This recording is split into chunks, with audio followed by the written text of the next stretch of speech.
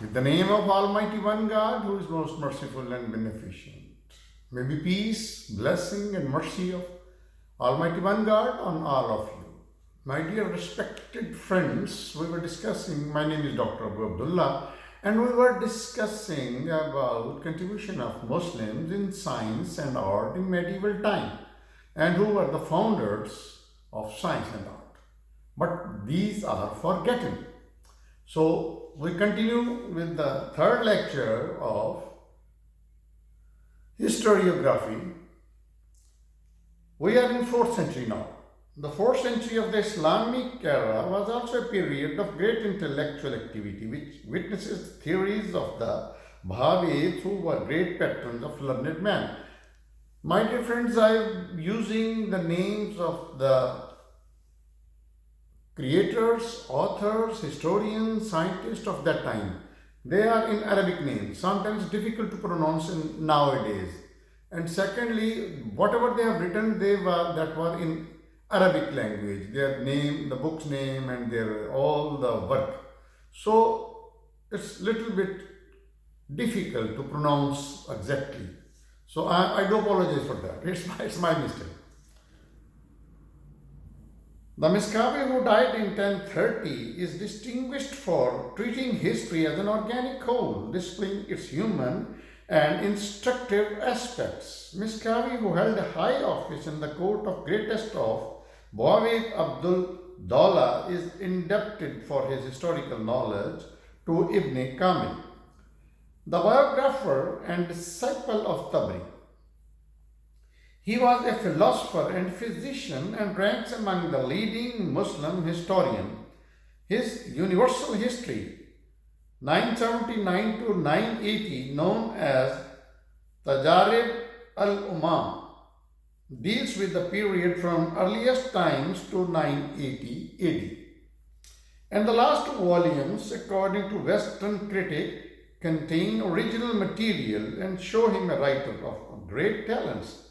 Miskawi wrote copiously and informatively on the economy, taxation, and military matters of the states. He is singularly outspoken in his judgment and free from partnership. Unlike Tabri, who is theologian, he exhibits little religious partnership, says a European writer. The number of historical and biographical works written during the 4th century Hijri and after was very large. The most outstanding historians of this period were Masudi, Miskawi, Brunei, Ibn Tahir, Abu al-Farraj, Isfahani, Ibn Khaldun, Ibn Khalikan, Askar, and Suyuti. Brunei, who was from 973 to 1048, the celebrated luminary of the court of Muhammad Mahmud of Ghazni. He wrote Kitab al-Hind, which gives the most authoritative account of ancient India. The Kitab al-Yamani means history of Mahmud of Ghazni, written by Utabi, who died in 1036, set an example of theatrical composition in history, which was followed by Imaduddin, who died in 1201. In his historical work about Salahuddin and the Seljuk dynasty, Ibn Athir, whose period was from 1160 to 1234, is the celebrated author of Al-Tarikh, the complete book of chronicles, which may compare favorably with the best historical work of Europe. Another work composed by Ibn Athir, known as Asadul Gaba, means the line of the thickest, is a collection of biographers of the 7,500 companions of prophets of Islam, which are called Sahabas. Ali ibn Hassan, who was from 499 to 571 Hijri and died in 1177 AD, was a great biographer. He traveled extensively like Khatib, another earlier historian. His greatest work is Al-Tarikh Al-Kabir, dealing with the life of the great men of Damascus. Originally it was in 80 volumes, but at present it exists only in 30 volumes. Another notable historian was Al-Juzi. He is contemporary of Ibn Athar. He wrote Mirat al-Zaman fi Tarikh, a universal history starting from the beginning of the world up to 1256 AD. Taqiyuddin, a contemporary of Ibn Khaldun, wrote a monumental work in Egypt detailing the political, religious, social, commercial, archaeological, and administrative conditions of that country. It's a mine of information on Egyptian antiquities and exhibits Jalaluddin Suyuti was a prolific writer who wrote 560 works on theology, history, and philosophy. His Tariqul Khulafa is a popular history book on the subject. The greatest historian of the later Abbasid period was Ibn Khalikan in 1282 AD. The chief judge of Syria, he was chief judge of Syria. His great biographical dictionary has earned international fame. Even before him, Yaqut had written a dictionary of literary, and Ibn Askar has composed the life of the distinguished men of Damascus. But the biographical dictionary of Ibn Khalikan has earned a reputation for graphic description of personality and clarity of vision, hitherto unsurpassed. Now we will discuss about Spanish historian who was in Spain Muslims historian. Muslim in Spain, which was the cradle of European civilization, has produced a number of well-known historians. The history of Spain, known as Al-Matin, was written by Abu Marwan of Cordoba in 60 volumes. Abu Ubaid Abdullah, who flourished in Cordoba and died in 1094 AD, was the renowned geographer whose book on roads and provisions is a geographical compilation containing historical and ethnographical information. He also wrote a dictionary of ancient Arabia. Abul Walid Abdullah, 1332 to 1406 AD, was the foremost biographer of Spain, who wrote Tarikh Ulmae Undalus. Ibn Sa'd al-Qurtubi, who was in 1229 to 1070 AD, was a well-known Muslim historian and astronomer of Spain who flourished in Toledo. In 1067 to 68, he wrote Kitab al-Tarif li Tabakat al-Uman on universal history. In another work, he dealt with the life and achievement of learned men, both Muslims and non-Muslims. Science received much attention in his historical work.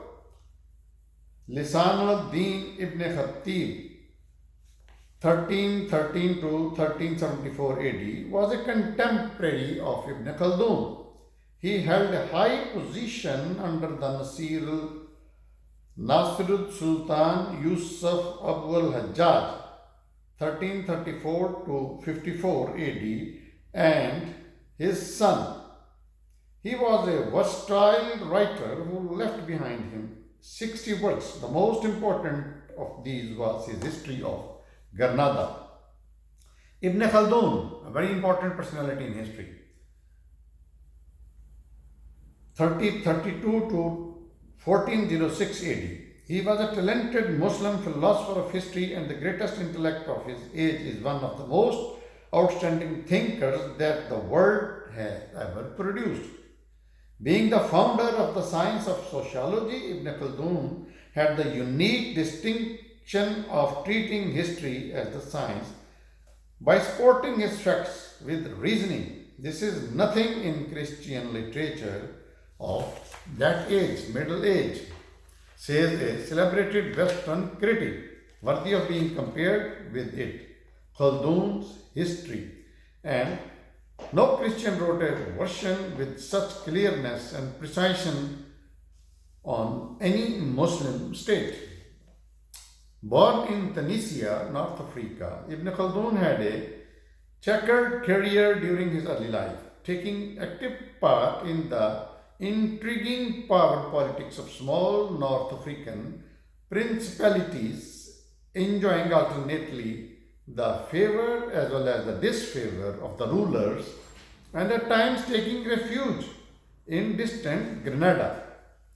His revolutionary spirit, being fed up with the dirty politics of those times, was obliged to take a short respite of about 4 years in the suburbs of Tunisia, where he completed his immortal Prolegomena in 1377 AD.